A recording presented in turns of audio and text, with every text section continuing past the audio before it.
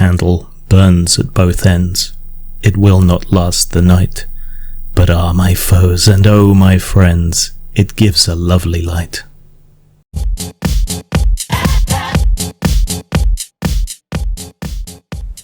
If you love my barely prepared content here, then you'll love my completely unprepared content on my streaming channel, which is youtube.com/grimstreams, which is pretty easy to remember.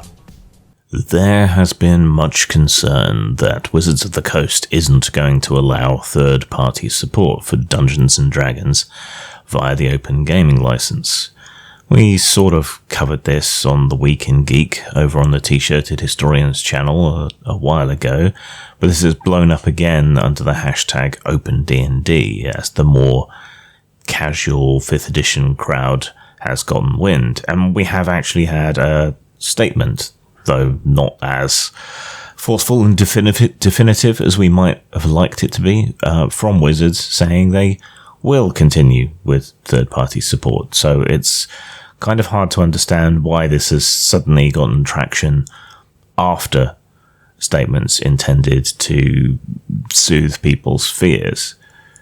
It's almost cute to see the newbies go through edition anxiety and OGL anxiety, given that we already went through most of it in the transition from 2nd edition to 3rd edition, 3rd edition to 3.5 edition, 3.5 to 4th edition especially, and 4th to 5th edition. So, us older players, we've been through this before.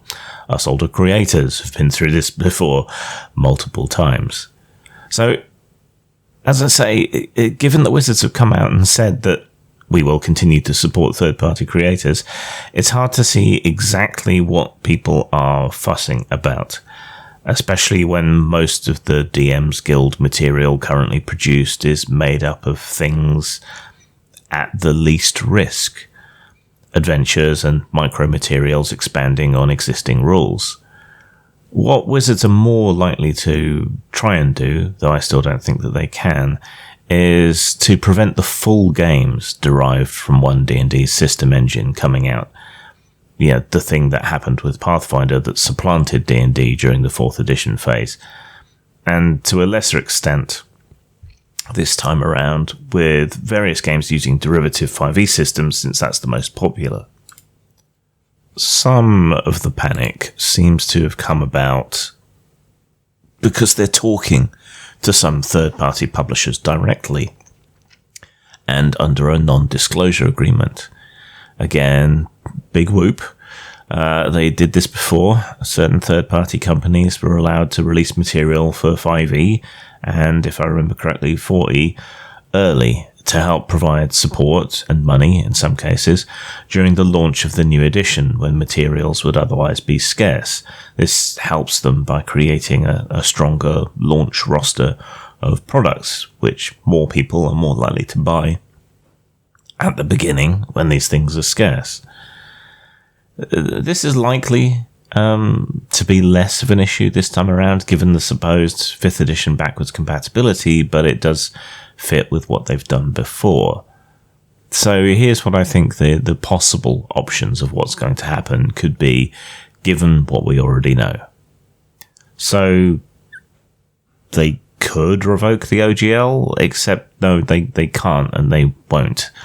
It exists in perpetuity, and it's not even really necessary to have one. You can't copyright rules, just their mode of expression. So, provided you can come up with a different way to describe the same mathematical rule, then you're golden. But they cannot revoke the OGL, so stop worrying about that. They could not release the new content under an OGL and not have an SRD for this edition. They could do that, but it seems unlikely, and many of the terms and mechanics and so on are likely to carry through, so you could still produce compatible content to an extent using what's available from older editions. The current SRD is woefully under-maintained and doesn't have a lot of the newer material, classes, or rules revisions as it is, but there will likely be a D&D 1 wiki quickly enough and that will work around a lot of this as people replicate, twist, and present in alternative ways a lot of what exists in OneDnD when it comes out. The issue here would be the relative inability to produce full games based on the system. That's what they don't want you to do, particularly. But most of the noobs will be just fine with the kinds of things that they produce. They could bifurcate content with an OGL GSL split, kind of like they have already, first into fourth and then into fifth. Under the GSL, you'll be able to include more material, use the style and dress of the current edition in your publications, and access more of their IP, using things that you otherwise wouldn't be allowed to in your material, and that will be in exchange for a more restrictive and limiting license and probably limited storefront opportunities. So they get to make more money off you, even though you could just release the same material under the OGL without the trade dress and so on quite easily and make more money. So yeah, that will probably limit you to where you can sell, probably either their in-house store, which seems inevitable, or via DM's Guild if that continues. They could do things kind of the same this time around, delaying the release of the OGL and SRD, bringing a few third parties in, and then releasing the OGL and SRD later on, perhaps a year later, so that only they and a few select supporting companies that they choose to work with really benefit from the launch frenzy. The OGL genie cannot be put back in the bottle, and again, they really can't stop you producing your own material for a game and selling it. And this, surprisingly enough, goes for any game, really. It has been settled previously in court, even back in early D&D days when third-party companies started publishing adventures. Gaming magazines used to do this sort of thing all the time back in the day. Whether they were in-house magazines or otherwise, independent games magazines often contained adventures or ideas or equipment or supplementary material for one game or another, and it's all perfectly legal. What we're more likely to see, in my not so humble opinion, is them creating an Apple-style walled garden approach where they bring things like the DM's Guild in-house, emphasize their virtual tabletop, and try to monetize players by nickel and diming them for access to various bits and pieces, cosmetics and options.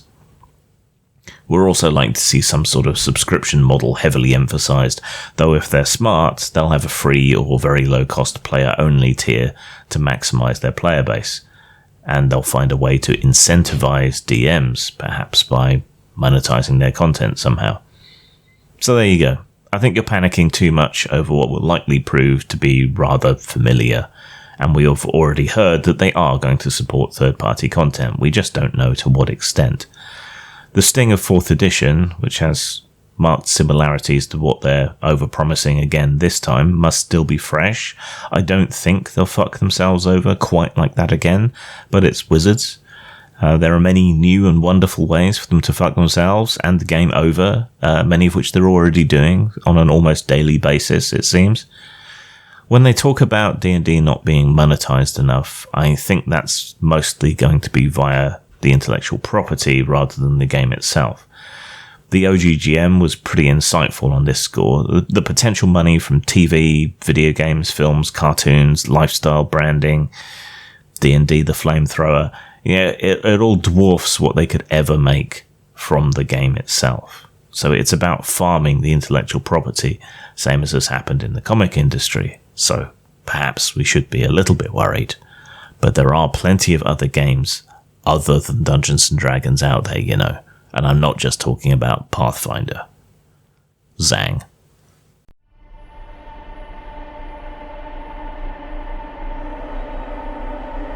Rob Necronomicon's art has graced several Postmortem Studios products, and Rob has also produced some stock art pieces you can use in your own projects or at your gaming table. Rob's stark, dark graphical style is perfect for horror, old-school fantasy, and dark future projects. You can buy Rob's art from Postmortem Studios at DriveThruRPG or at post-mort.com.